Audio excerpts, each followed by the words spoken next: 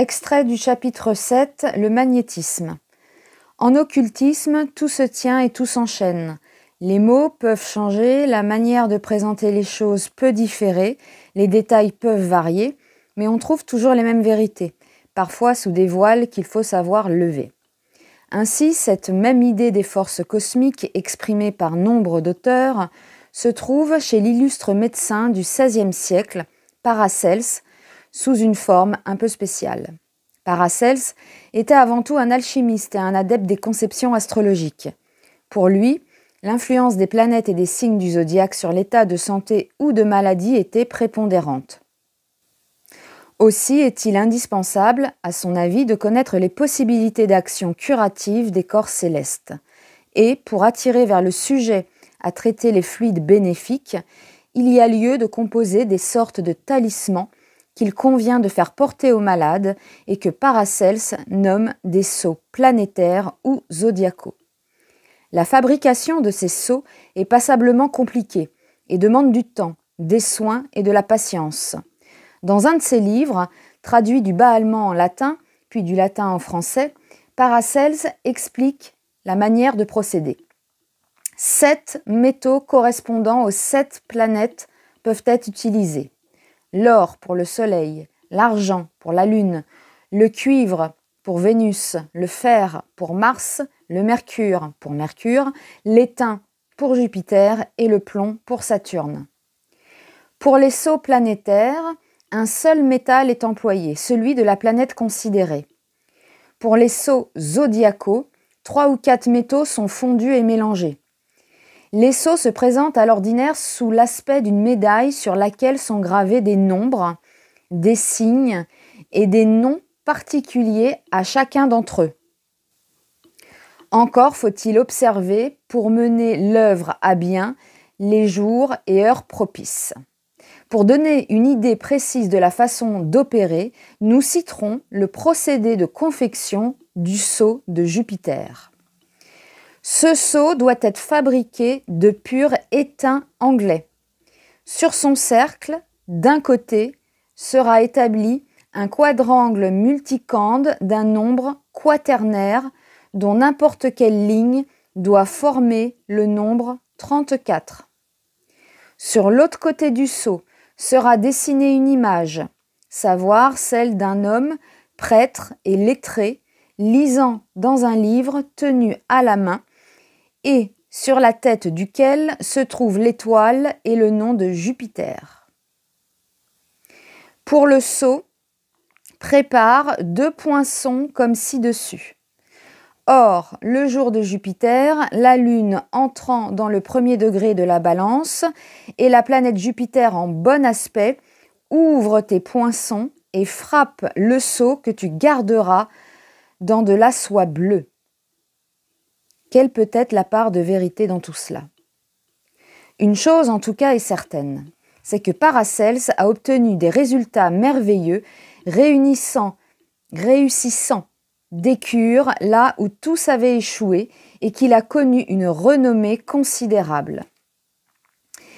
Mais même cela étant acquis, comment peuvent agir les sceaux? Faut-il vraiment imputer leur action à l'influence des astres? Nous avouons qu'il nous est impossible de trancher cette question. Certaines recherches modernes tendent à démontrer que les corps célestes ont en effet une influence sur les humains. Cet influx astral, dit le docteur Mark Avon, dans l'introduction du livre de Paracelse, fait sentir son pouvoir tant sur le corps humain que sur les remèdes à préparer pour lui.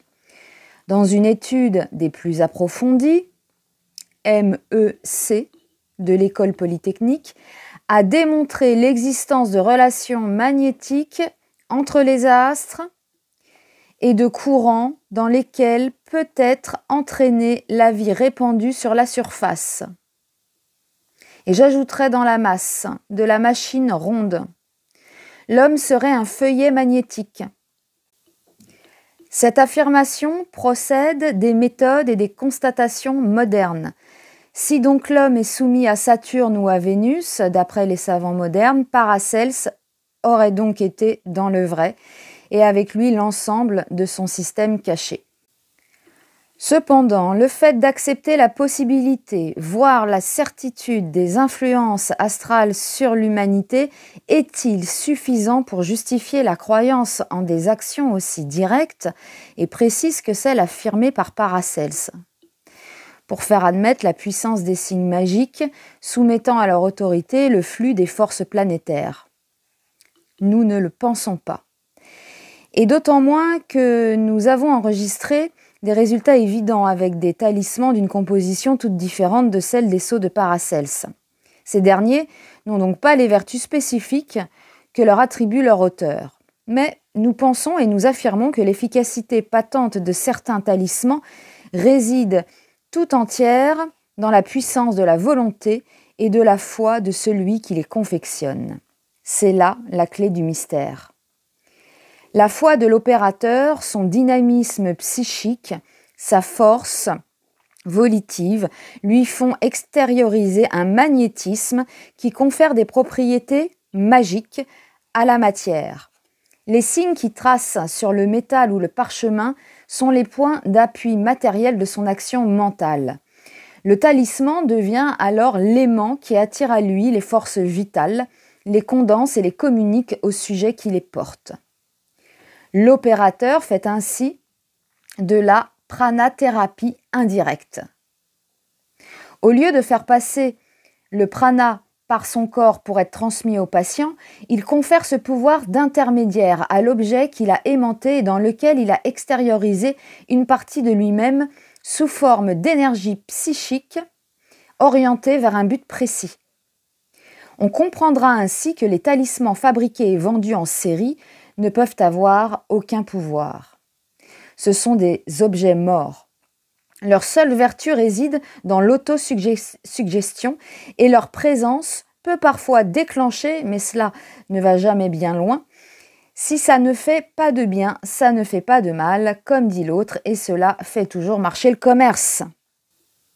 Pour avoir des résultats, et nous en avons constaté de biens invraisemblables, les sceaux ou talismans doivent être fabriqués par un maître de l'art, qui sait mettre en œuvre la formule exprimée par les deux mots « solve » et « coagula », inscrits sur les bras du diable, 15e arcane du tarot. Car là aussi, dans ce livre que forment les 22 arcanes majeures de l'antique jeu de tarot, les mêmes vérités se retrouvent, cette fois sous forme d'images. Le procédé magique consiste en effet à coaguler la lumière astrale, c'est-à-dire l'atmosphère phosphorescente qui enveloppe la planète grâce à l'action de son feu central. Les vivants grouillent au sein de cette clarté diffuse qui éclaire leur instinctivité. En empruntant le bras gauche du Baphomet, nous pouvons attirer à nous la vitalité ambiante vaporisée invisiblement et la condenser en brouillard plus ou moins opaque dans sa fluorescence. Le fluide coagulé charge l'opérateur à la manière d'une pile électrique, mais aucun effet ne se produit tant qu'il n'y a pas eu décharge, autrement dit solution. Ici intervient le bras droit, porteur de la torche incendiaire du Baphomet, image des déflagrations véhémentes qui sont à redouter. Pour éviter l'explosion qui bouleverse, affole, ahurit et risque de déchaîner la démence, il convient de capter le courant qui détermine l'écoulement graduel du fluide accumulé. Un habile magnétiseur utilise ce courant par une intelligente mise en pratique de la formule coagula, solve. Après cette citation, nous croyons devoir rassurer nos lecteurs. Dans la pratique du magnétisme médical, il n'y a pas à craindre l'explosion qui bouleverse, car il n'y a pas lieu, dans ce cas, d'utiliser des courants astro à haute tension, mais seulement de transmettre la vitalité au fur et à mesure qu'elle est captée. D'ailleurs, l'auteur veut parler des sentiments violents, amour ou haine, qui sont capables de déterminer chez un sujet conscient ou inconscient de ce phénomène l'accumulation de forces astrales violentes qui, libérées brusquement, provoquent des réactions brutales dont le sujet est souvent la première victime. Nous voici au terme de notre étude sur le magnétisme, étude qui nous a entraînés dans quelques considérations extra-médicales nécessaires à la compréhension du sujet. Résumons-nous. L'énergie vitale a son origine dans l'éther qui baigne l'univers et interprète toute chose. Cette énergie est comparable à celle produite par les corps aimantés étudiés en physique. C'est pourquoi on la nomme souvent magnétisme. Chaque individu possède une vitalité qui lui est propre, dont le taux plus ou moins élevé peut varier selon les circonstances. Cette vitalité, il peut la communiquer volontairement et parfois inconsciemment à des sujets déficients. Cette transfusion peut être opérée soit directement, soit par l'intermédiaire d'objets chargés de fluide. Ceci est ce que nous nommerons le magnétisme classique. C'est de l'occultisme élémentaire. Par une action volitive puissante, certains opérateurs ont le pouvoir de capter la force vitale directement dans l'éther et de la transmettre. Cette transmission qui se fait à l'ordinaire à travers l'organisme de l'opérateur peut également être pratiquée à l'aide d'objets aimantés par la volonté et qui condensent et distribuent la force vitale. Ceci constitue le magnétisme supérieur, c'est de l'occultisme transcendant.